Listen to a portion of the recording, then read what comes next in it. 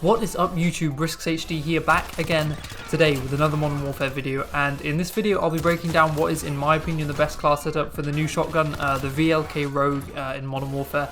Well, I say it's a new shotgun, but it was released about a week and a half ago, but most people haven't actually tested it out or leveled it up that much because they've been playing Warzone, which is definitely understandable. It's a great new mode. But before we get into the class setup, I'd just like to say that I understand that this is a really stressful time in the world at the moment. And I'll continue to try and post once a week, but that might be a bit harder as currently I'm having to do university online right now, which can be quite stressful. Nevertheless though, as long as these videos are making at least one person's day better or helping out their gameplay in some way, I feel like they're definitely worth making. And I hope these videos help you escape the stress of the real world slightly, or at least help you pass the time when you're self-isolating at home. Anyway, now I'll get onto the class setup. So, if I've edited the video correctly, you should see the class on your screen right now. There's a slight change to the class that I often make, which is swapping out the race grip for the 1mm laser, but that's really down to personal preference and I'll get into that later. But before I explain why I chose each attachment in more detail, I'll quickly explain my philosophy and my ideas behind making the class. So clearly, if you've actually used the gun already, it's got quite an underwhelming one-shot kill range to say the least. And the primary aim when making this class for me was to increase that range as far as I could make it. Also, one of the biggest perks about this gun itself is that it's highly mobile and it's got really good sprint out time and it's really fast and it feels quite light in your hands. Like, if you've seen it in the game, it's absolutely tiny. And what you'll find is that most of the range attachments in this game, or the ones that increase the range, do decrease the movement speed and the aim down sight speed. So I chose the other attachments to try and make up for that lost speed, and I think actually it feels faster now in the end than it did before. Also, before I explain why I chose each individual attachment, I should mention that this gun is most definitely not the strongest shotgun in the game. I found that it's really fun to use, and it can be pretty good up close, and it's got a pretty good fire rate, but overall the model is just, in my opinion, a better shotgun. So what I'm trying to say is that this is indeed the best class for the gun, or the best that I've found. I've tested many combinations, many good combinations, but the gun itself isn't the best in the game, but this is the best that I found that you can make it. Also, because of the extremely close range nature of the gun, I found that this class works best when you overkill it with a longer range weapon, such as an AR like the M4. I personally use the M4 because it's the one that I'm most comfortable with, but I definitely recommend you use the gun that you're most comfortable with, that's got quite a good range. So anyway, enough waffling. Now I'll break down why I chose each of the attachments individually. So the first one that I chose is the Forged Tack Marauder muzzle attachment. You unlock this one quite late and adds sound suppression, which is always a nice bonus, keeping you off the compass.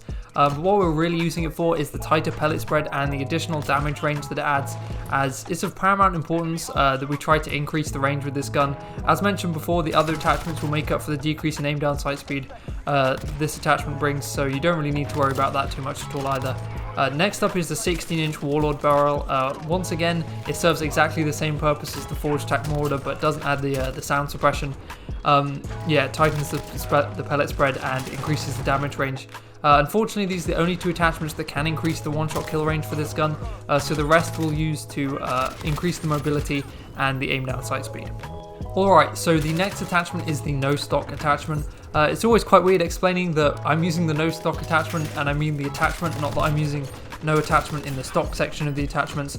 But anyway, yeah, this attachment is really cool because it increases your movement speed, which is really helpful with this shotgun, because whilst using this gun, you'll really be trying to close the gap as much as possible between you and the enemy, because the one-shot range is quite pitiful, and you'll really be trying to get into that lethal range.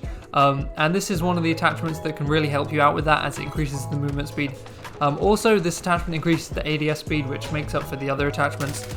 It's a great bonus, and the downsides really with this attachment aren't that bad. Recoil control doesn't matter too much when you're using a pump action gun.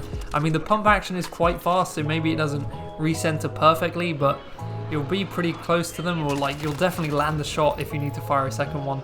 And also the aiming stability really isn't too important. Most of the kills you end up just kind of popping in and out of ADS, and even if you pre-aim someone, I found that the aiming stability is still quite good while using this attachment. So yeah, you don't really need to worry about those downsides too much. So next up is the stippled grip tape, which I really see as kind of a no-brainer attachment here. I use stippled grip tape on most of my guns. The sprint to fire speed increase is just amazing, because when you're rushing at enemies and you get caught sprinting, this attachment will really help you out a lot. and obviously you don't want to be caught sprinting, you want to be pre-aiming corners and stuff like that. But if you're really rushing heavily, obviously sometimes you will get caught sprinting when an enemy kind of pops around a corner and you don't expect them. So this attachment really helps, and also the aim down sight speed increase is obviously helpful. It just helps you lock onto enemies and targets as fast as you possibly can. And yeah, this leads on to the final attachment, which normally I use either the XRK race grip or the 1mm laser, as I mentioned before. The 1mm laser is just amazing because there are no downsides to this attachment, and it increases the sprint to fire speed, which, as I mentioned before, is so helpful. Whereas the XRK race grip does have a downside, and it also increases the aim down sight speed. Now, this gun already has quite a quick aim down sight speed, so perhaps the 1mm laser is better to use here. Really, I flick between both. It depends what mood I'm kind of in, so I definitely recommend you try out both of these and pick whichever one you'd like to use. Also, I use the 8 round mags normally, but if you'd rather 12, then you could equip that in this section. Personally, I find that the gun feels quite a bit slower when you're using the 12 round mags, and I prefer the added mobility. Plus I use an M4 secondary, so if I ever did use all 8 rounds in the mag, I have just an amazing weapon to swap out to. As you'll see with a lot of clips in this video, I just swap between the M4 and the VLK Rogue. So yeah, I definitely recommend you try out all 3 of these attachments separately when you use the gun yourself, and decide which one is best for you and suits your playstyle the most. And really, I stress this normally in my videos quite a lot, that I recommend you use the class setup that I recommend, but then definitely if you need to change something to fit your playstyle, or that would suit your playstyle the most, definitely change it, because the best class setup is only the best for you. So for example, the M4 is the best example for this really. I kit out my M4 in a very specific way, and most people might use a different attachment combination, and I'm not saying their M4 would be better or worse than mine, but for me, I know mine is the best for me. So yeah, I definitely recommend you try out this gun and the attachments that I've recommended, but don't feel bad if you need to swap them out basically, because my attachment combination is just best for me, whereas you might play totally different to me, and your attachment combination might just be way better.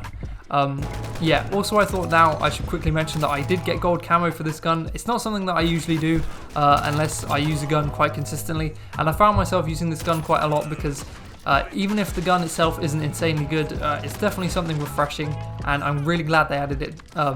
Added this gun to the game. I found that whilst using this gun, I unlocked basically all of the camos through just playing with the gun, and that kind of led me on to getting the gold camo, or wanting to unlock it, because I only had one set of challenges that I had to go out of my way to complete, and those were the no attachment kills. Basically, to complete those, I just went into hardcore, and obviously the one-shot kill range isn't very good, but in hardcore it becomes quite a lot better. Obviously it's still not the best gun to use in hardcore, but it's pretty good because it's quite mobile as well as it is as a base weapon. So yeah, I definitely recommend, if you're having trouble with that challenge in particular, definitely try hardcore. But yeah, that's how I unlock gold camo, and they're the attachments that I like to use on this gun. So anyway, this video has turned out much longer than I actually expected it to. Usually I like to keep my videos reasonably short, as I don't want to waste too much of your time. But I hope you did enjoy the video nonetheless, and you do find the class helpful. If you did enjoy the clips or my explanation for the class, please do drop a like, as it really does mean a lot, and subscribe to the channel if you're new for more videos like this one. Comment down below how I can improve my videos, as I'm always trying to make the best quality content I can for all of you guys. And as always, this has been RiskzzHD, and I hope all you legends have a fantastic week.